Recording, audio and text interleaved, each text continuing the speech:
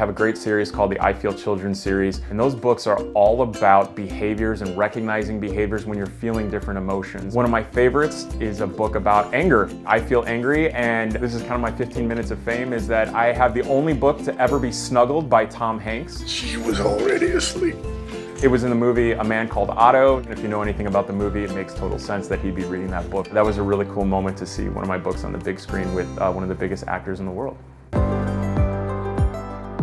I also have books that talk about communication or working with others to grow ideas, or in this day and age, learning how to set healthy boundaries, because we're all being asked to do so many things all at once in a time that can be pretty turbulent right now. These are lessons that I know I wish I learned when I was younger, and so I wanted to bring them to younger audiences. Children's books mean something when you're 5, it means something different when you're 18, and it means something different when you're in your 40s. I love that part about creating for kids. I love to write books that help us connect to each other. Hi, I'm DJ Corchin. I'm a children's author and illustrator here in Oak Park, Illinois.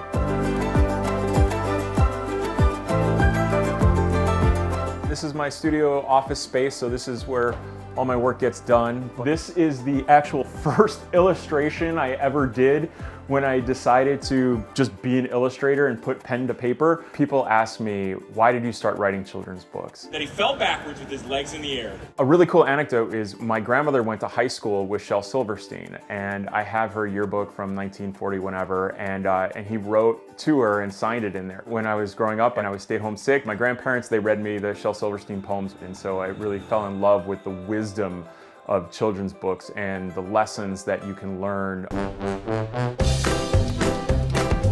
I was working a retail job, and the famous producer-director John Hughes, who wrote movies like Home Alone and Ferris Bueller's Day Off, came in, and I got to know him a little bit. And one of the things he asked me, he said, "DJ, what do you want to be?" And I said, "Well, I'm trying to be a writer."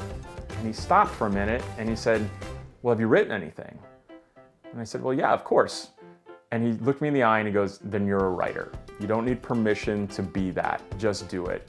And that was the day I became a writer. And it was a really impactful moment.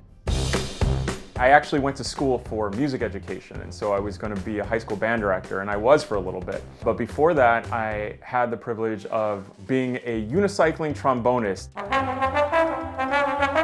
in a Broadway tour called Blast. Music education was always really important to me, so I started writing poems in the Shel Silverstein style all about band, and that actually ended up being my first book called Band Nerds: Poetry from the 13th Chair Trombone Player. I looked into self-publishing and I just did it. I just published my own book.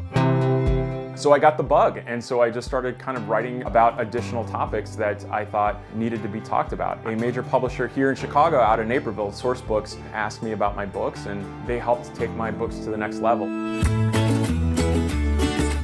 I love talking with booksellers at local bookstores. I actually have a book to pick up. I love supporting them in any way, shape, or form. With my newest book, A Million Yeses, we're doing a special event with Dandelion Bookshop here in Oak Park, and it's a great community business to rally around. We're very excited to support local authors like DJ. He was the first one who came in and introduced himself to us. Bookstores are fighting for their right to survive in today's day and age, and it takes everybody in every industry to support that.